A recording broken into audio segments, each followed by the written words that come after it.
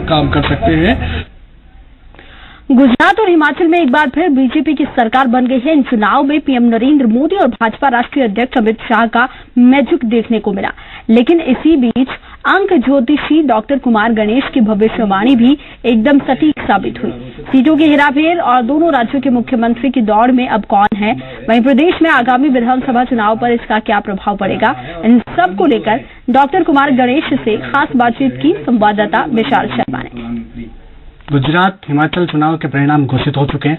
इससे पहले परिणामों को लेकर जिस तरह से अंकशास्त्री ने एक परिणाम भविष्यवाणी घोषित की थी, उसको लेकर जो सटीक आंकड़े बताए थे, चुनाव परिणाम को लेकर जो भविष्यवाणी की थी, वो एकदम सटीक साबित हुए हैं। डॉक्टर कुमार गणेश हमारे साथ मौजूद है, उन्होंने भविष्यवाणी की है चुनाव को लेकर। पंडित जी, आपने जिस तरह से भविष्यवाणी की थी गुजरात और चुनाव को लेकर, किस तरह वो सटीक बिंदु रहे सीटों को लेकर, उस तरह थोड़ा दर्शकों को बताइए। 17 दिसंबर को जी चैनल पर ही कहा था कि भाई अब जो है भाजपा को 2 सीटें और मिल सकती है और अन्य जो है वो 3 या 4 पर आ सकते हैं, 9 की बजाय। तो इस तरीके से जो अंतिम आंकड़ा हमने बताया वो था कि 95 सीटें भाजपा गुजरात में, 80 सीटें कांग्रेसी खेमा और 4 सीटें अन्य, जबकि मिली है कि 80 ही मिली है कांग्रेस को, अन्य जो है वो 3 हुए हैं और भाजपा जो है वो 99 हुई है। तो मैं समझता हूं कि ये जो सीटवार आकलन की बात है, ये जो स्थिति है, ये संपूर्ण विश्व में इकलौती अपनी है और इस तरीके से सही रही। और हिमाचल में 12% जो है वो सीटों का अंतर जरूर रहा है, लेकिन हिमाचल में भी हमने कहा था कि जो म्यूजिकल सिस्टम है वहां, म्यूजिकल चेयर वाला, कि एक बार एक दूसरी बार दूसरी, तो चाहे कितना ही दावा करो भले ही, लेकिन सरकार भाजपा की रहेगी।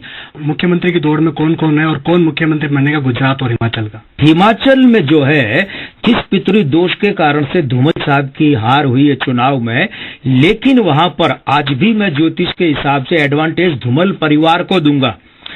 प्रेम कुमार धूमल साहब या उनके जो साहबजादे हैं अनुराग ठाकुर, दोनों में से कोई भी मुख्यमंत्री बन सकता है। हाँ, ये बात मैं फिर दोहराता हूं और पहले भी कही कि हिमाचल प्रदेश में जो है वो मुख्यमंत्री अगले 13 महीने से 19 महीने के बीच में बदल जाएगा।